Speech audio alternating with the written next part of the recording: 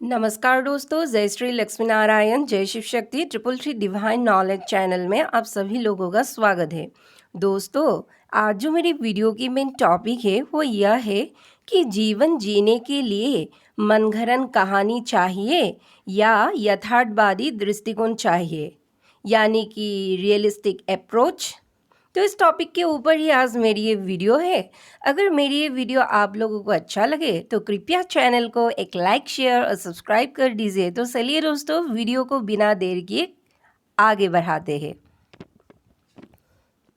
दोस्त, सांसारिक जीवन में अपनी यात्रा को पूर्ण करने के लिए दुनिया में मैक्सिमम लोगों की यह सोच है कि हमें जीवन की गाड़ी को आगे बढ़ाने के लिए यथार्थवादी दृष्टिकोण चाहिए, यानी कि रियलिस्टिक अप्रोच। मनगढ़ंत कहानी से कहाँ जीवन चलता है। यह कहानियाँ तो सिर्फ मन को बहलाने के लिए ठीक है, ऐसा ही मानते हैं ना, है ना? लेकिन हमारी सोच क्या एकदम सही है इस मामले में? बताइए, क्या लगता है आपको? दोस्तों, जीवन में हारे हुए और दुष्ट प्रवृत्ति के लोग जीवन की असलियत से भागने के लिए मनगढ़ंत कहानी खुद सुनते हैं या दूसरों को सुनाते हैं, या अपनी उल्लू सीधा करने के लिए लोगों के सामने मनगढ़ंत कहानियाँ का एक मायाजाल बुनते हैं। इससे ऐसे लोगों की टाइम पास भी होता है और मुनाफा भी मिलते हैं ऐसे लोगों को। लेकिन हम जब अपने परिवार के साथ सांसारिक यात्रा करते हैं, दुख, कष्ट, हंसी खुशी से, तब जीवन के क्षेत्र में हमें रियलिस्टिक अप्रोच की ज़रूरत होती है, यानी कि यथार्थवादी दृष्टिकोण। तब हमें मनगढ़ंत कहानी रियलिस्टिक अप्रोच के सामने फीके लगने लगते हैं। रियलिस्टिक अप्रोच को ही हम सर्वस्व मान लेते हैं। लेकिन दोस्तों, एक वक्त ऐसा भी आता है कि कहीं ना कहीं हमें वेद पुराणों की कहानियों में, उसी पुराने जमाने की कहानियों में असली जीवन की परेशानियों से निपटने के लिए असरदार मार्ग मिलता है। सिर्फ इन वेद पुराणों की कहानियों के ऊपर विश्वास करना जरूरी है। अब लोग कहते हैं वह जमाना तो सतयुग की थी, वह जमाना तो द्वापर की थी, या वो जमाना तो त्रेता की थी। अब तो भाई कलयुग है। पहले जैसा भोलापन, पहले जैसा सत्य में अरा हुआ मानव, आत्मा में पवित्रता धारण करने वाला धार्मिक लोग बहुत कम ही मिलते हैं। युग परिवर्तन होता रहता है, किरदार बदलते रहते हैं, जो कि सच भी है। लेकिन दोस्तों, सनातन धर्म वो कहाँ बदलता है?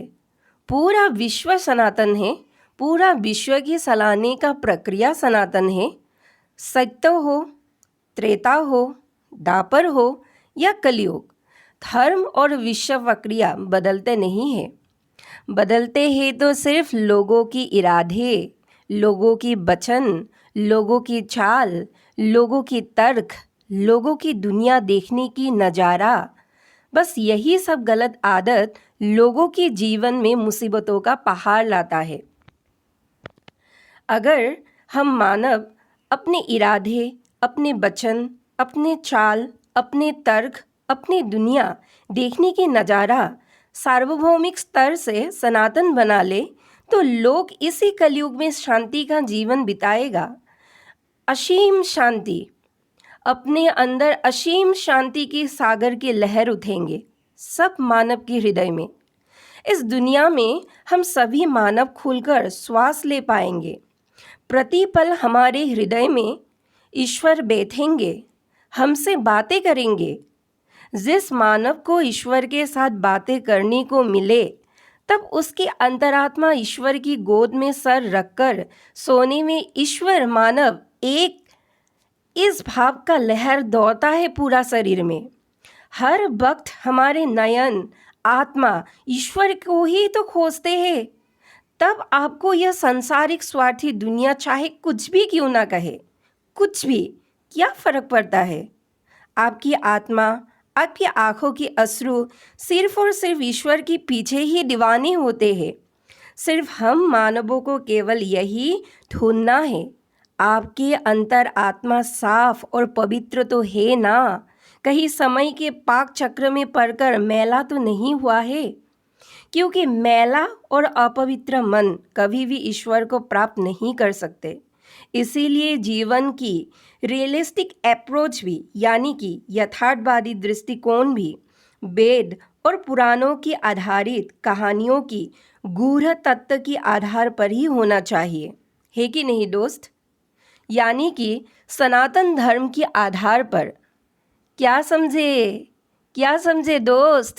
अक्लमंदी का रास्ता सुनिए, बाकी तो ईश्वर ही जाने किस मानव को उनके दिल में स्थान देना चाहिए। हाँ, बाकी और क्या कहूँगी। जनता को मुझे सिर्फ यही मैसेज देना था, मानवता को मुझे यही मैसेज देना था। आज के लिए इतना ही। राधे राधे। धन्यवाद।